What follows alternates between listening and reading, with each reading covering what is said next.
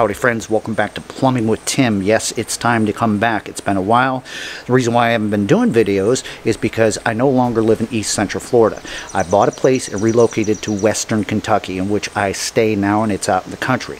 I found a job at a local town that is well established, working as a plumber. However, I'm on a 90-day probationary period until they're going to allot me a van. At that time, we can start having fun and putting all these videos out. In the meantime, I'm going to show you what we're up to today. Now these days I live out in the middle of the boonies, out on an old country road in the rolling hills of Western Kentucky.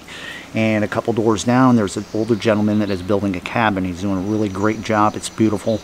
And he's approached me and asked if I would install the drain system for the cabin up underneath. So that's where we're going to be doing our work today. We got a kitchen, we got a shower, a toilet, and a lavatory, all to tie into a septic line. Let's go take a look. All right, here's a nice little cabin that my neighbor 2 doors down from me is in the process of trying to finish up before wintertime comes. And we're going to be doing work downstairs. Let's go inside and I'll show you what it is we have to hook up. All right, so you see how this kind of is. It's rustic. Here's the kitchen area. And we have a drain piece. If you look carefully, that's kind of just set into place right there. That's going to come up. We're going to have to put in a T on that with a pro vent and such. Let's go take a look at the bath. All right, so here's where we're at so far. We got a standalone shower. And we'll be hooking that up with a trap and some sort of a vent, hopefully outside.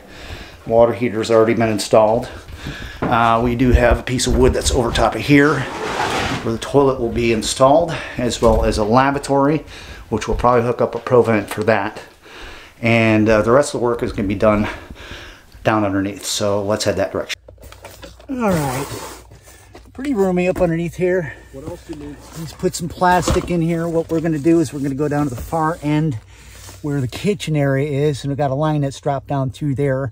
And we're going to have to put some pieces of wood in here, some stringers, so we can strap this pipe, because it's going to be the longest run coming over to where the actual septic is going into the ground, which is right here. All right, here's where our kitchen's dropping down. We're going to end up trying to do here, this is going to be ran at 1.5 inches. All right, it's kind of almost like a manufactured home or RV kind of setup we're going to do with the plumbing. And that's an outside wall. And we're going to try to establish some sort of clean out that goes out that wall, because this kitchen line has the longest run. First of all, we're going to put some stringers across here so we can hang the pipe and have it strapped so it doesn't go anywhere. See if that goes in there where it wants to be.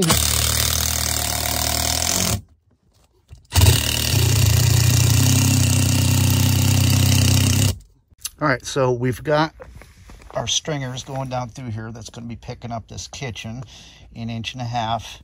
And once it gets over towards that area, there's a shower that's going to drop down with a trap. And it's going to come over and it's going to catch with this kitchen line. And at that point, turn it 2 inch and go out towards the septic. But right now, we're up where the kitchen is. And let me show you how I want to put this together. All right, this is not attached. It's going up underneath the kitchen. We want to set it up something like this in 1.5 inches. Bring it out through this wall to the outside. And at that time, we'll end up putting a clean out there in case this thing ever gets stopped up, because it is a long run. It's about 20-some feet. And this way, we can just open up the cap on the outside and run a snake. That's for future down the road, and keep it as high as we can without getting up inside of the insulation. All right, let's get this 45 primed up here using clear primer. We don't want to make a big mess or anything like that. I actually prefer it. It is much better quality. Things are a little bit different with plumbing up here in Kentucky. Still plumbing's plumbing, but there's a little difference in codes and stuff. Being out in the county, we're not going to need an inspection or anything, but we're going to do this as good as if we did our own house. Get that set up. So this is going to be down part, the clean out that's going out the wall for future use in case we got to snake the line out. All right, so our friend that owns the cabin is nice, and he's got a nice hole drilled out right there. That's going to be our exit for an outside clean out. All right, well, we've got our sanitary on here. That's a 1.5 inch Y with a street 45, and it's going outside, and eventually we'll put a clean out cap. That end goes up to the kitchen. Now we're going to be gluing in a sweep 90 and running our line down our stringers. Just flies.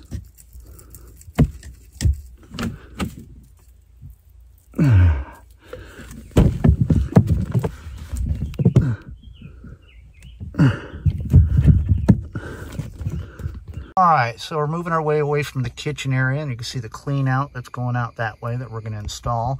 Running down through here with our scabs, got our first strap on here. Let's check our level, and we're at about 1/4 of a bubble, so that looks perfect. And we're going to move our way down through here so we can end up picking up that shower. All right, so here's where we're at so far. There's our run going back to our kitchen there. Maybe zoom that up a little bit. And that's where we went out through the wall, up in there for a clean out, and it goes up to the kitchen. And it runs all the way down through here. We've got a strap, we got nice pitch on it, and had to add a coupling on it. And we're coming up on this next junction we got to put together. That right there is where the shower is coming down through. It wants to come across and over and pick up with that 1.5-inch line where we're going to put a 2 by 2 by 1.5 inch T in there. So where these two meet and go together, it's going to bush up to 2 inches. Remember, this is underneath the shower. We're going to work with the same concept that we were working with when it came to the kitchen. And that was 1.5 inches. This is 2. So our line coming down from the shower. We're going to put a 2-inch Y with a street 45, and that's going to be pointing to go outside to the back wall. And underneath there, I'm going to put P-trap for the shower that's going to go over and catch that kitchen line. But this line that you see up top there is going to be going outside, and we're going to use that as a vent because this is on the same line as the kitchen is, but we're well over 20 feet, and that's only going to be on a pro vent. So we want to establish its own vent just for the shower itself. I'm still getting used to using this clear primer. Used to using the purple stuff, but it just makes more sense because you don't get all that purple crap dirtying up the pipe. We like to look professional here, aesthetically pleasing. It doesn't matter if people are down here looking at it or not. You're leaving your signature on your work. And if I look at it and it looks bad, then the customer is going to look at it and going to think it's bad too. We can't do that. Everything's got to be done the proper way.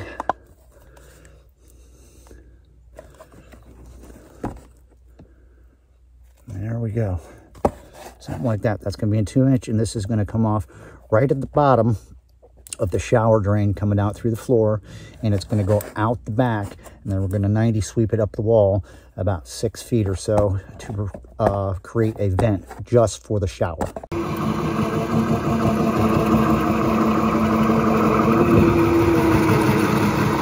All right, at this point we do have our 2-inch Y that we glued our street 45 in. There's a shower drain. This line is coming in from outside. We already drilled our exterior hole, so we're going to glue this up into place and see where we sit. All right, so that's where we're at right now. We're successfully level out. Actually, it's a little bit up so we can vent outside. That's going up to the shower drain. And next we're going to put together a P-trap, and we're going to point it directly over this direction. And it's pretty clean up underneath here. It's pretty new and stuff. Got plastic and cardboard. What we're going to do is we're going to take and we're going to glue this P-trap directly across. No turns, no bends, nothing. This is going directly across. Pick up with that line that's coming from the kitchen. This is a 2-inch PVC scheduled 40 P-trap. Get the glue in there nice.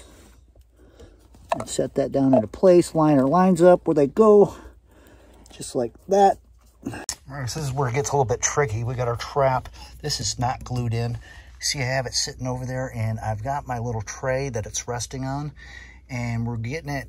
I got a piece cut to fill this gap, this void, go from there to there, and I put a level on it, and I got a piece of pipe that is just long enough, and we'll get ready to attach that T that you see sitting laying down there where the two lines can tie together. This is the piece coming off the P-trap going up into that combo for the vent and shower drain. Come on, get in there. Well, we having problems. There we are. All right, we've already got it primed up, our pipes and stuff. We're doing here, if you just joined us, is we're gluing a P-trap underneath a shower, underneath a cabin up here in western Kentucky, in rural western Kentucky, and putting this part of the plumbing together for our customer. All right, next to me is the kitchen line that you saw earlier, and that big 2-inch line's coming across. You got a nice pitch. There's our trap underneath their shower and our vent line that's going to the outside. All right, so there's our 2x2 by 1.5 inch sanitary tee. I got a piece of pipe that we're going to glue in to this coupling on 1.5 inch, which is going to go over, and we've calculated where that tee is going to land on that 2-inch. It's coming from our shower. Remember, everything will be all strapped down, perfect pitch, everything before we're all done. All right, this is where the business gets tricky. Getting the proper pitch and leveled correctly. So we've got one chance of making this right. We'll have to cut things back out and redo them with couplings, and then that's not how we roll. So we take a few minutes to make sure things are done and cut it properly before we do anything around these parts. I get myself a level over here.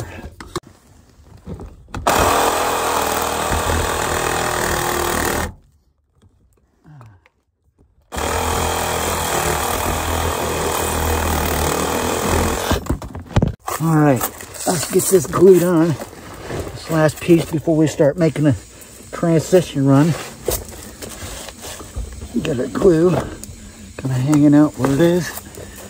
All right, pay attention, folks. I'm bent up like a pretzel underneath this cabin. And we're gonna make this happen.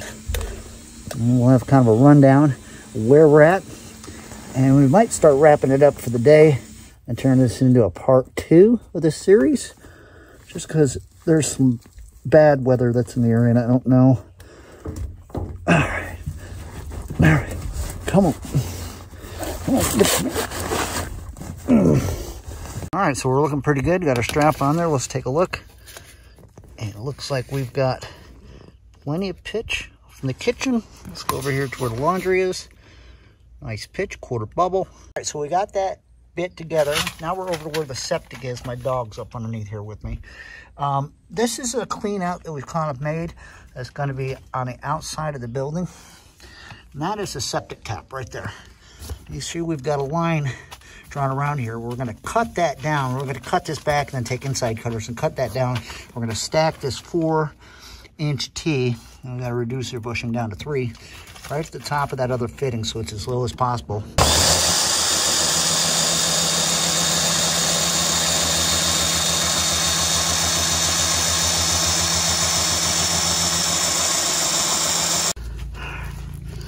There we go, nice clean cut. All right, let's get her on there. All the way down, where it should go. Yeah, straight our way out there. I'll go come this way.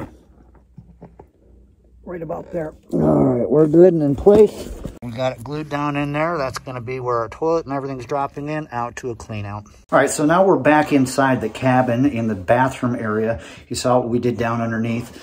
It's time for us to initiate a flange on the floor. So we're going to glue a piece of 3-inch pipe to it and drop it down through the hole. I'll show you. We got a piece of 3-inch scheduled 40 PVC pipe. We're going to glue it into this flange and then stuff the thing down through the floor. And at that time, we're going to secure it to the unfinished floor with some screws in the right position where everybody's happy, and we can mount closet bolts and wax seal as well as the toilet eventually. Okay. I'll set this down through the floor. There's our flange. We will cut that. I pushed it through a little far. We'll take inside gutters and take care of that.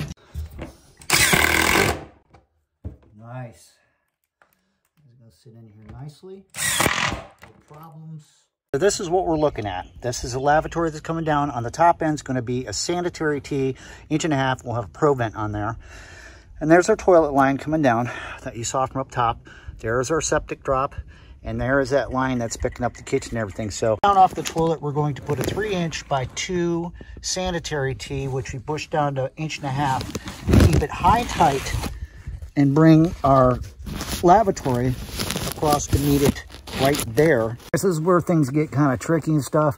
We're gonna have to drop this down into our 90 and then over into a T where there is where the septic tap is and everything, and it's all gonna be done coordinated exactly right because there's no messing up at this point. All right, so we kind of struggled a little bit this area. There's a lot of business that was going on here, and I had to put a furnicle into place because I could not mount that 3" into the septic tap as well as going up through here. Not to mention the customer wanted to have a little bit of an area when he got into this hatch where he could climb underneath the plumbing.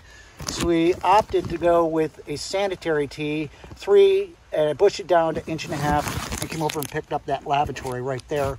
So that's where we're kind of looking like, and everything's swimming happily down through here. The last bit of the rough end underneath here is going to be above there where I've got the top of the 3" sanitary that's tapped into the septic. It's 2", and we're going to 90 it over there and into where the kitchen and the shower is. And there's the shower. That's the vent. It's be coming up and going up the side of the wall. It's going to be protected. Tied in here with our kitchen, which is behind me, right there. Carried on along Sweep 90 over to the septic tap. And the reason why we had to do that into a street is because we had minimum fall all the way across. And we just have to work what we got. I would have liked to put a Sweep 90 in there, but it just wasn't in the cards. And then with our toilet coming down, and the reason why we kept that up like that, put a sanitary line under the toilet, is so we could still have room to get in and out of the hatch if we needed to. Because if I would have brought that down in that fitting I showed you, it had a 90 with a 1.5 or 2" side L on there, this whole area had been taken up and you couldn't have got in and out, and the homeowner would have had to put another hatch to get up underneath here. So this is the line that we brought out from the shower I showed you, and this is going to end up coming closer to the wall, and it's going to be an exterior vent up through.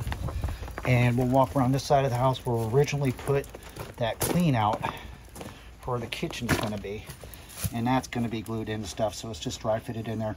That's going to wrap it up for this one of the 2-part series of roughing in the drain lines underneath the cabin out here in the hills of Western Kentucky. Thanks so much for hanging out, watching the video. I'm sure you got plenty of comments and corrections. Till next time, don't forget to keep plumbing.